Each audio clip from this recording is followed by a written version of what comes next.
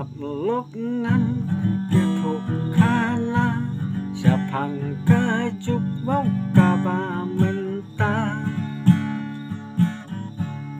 ya ei ngăn jer vào ya ei ngăn ông kio hi cùng lu ca long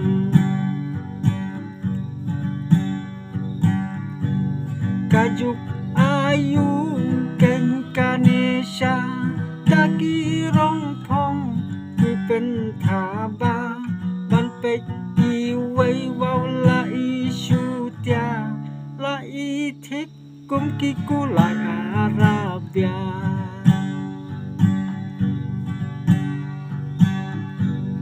kirang tang poi kapor jan miet cùng u thla vong kia rin siết ya long rin yang vào kia lệ cai la kum ba her mo u ku lai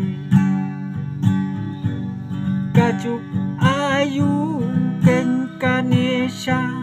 daki rong phong ki pen tha ba ban pe i wei wao la i shu tia la i thích kum ki ku lai arabia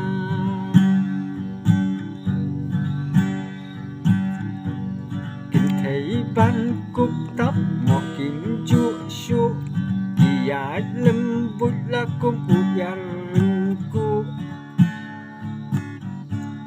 ya long rin yang vào kim lăng ban tập hay la kum u ya sa slap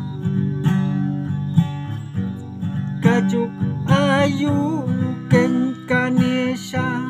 taki rong phong ki pen tha ba ban pe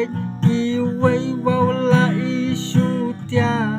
la i thích kum ki ku lai ara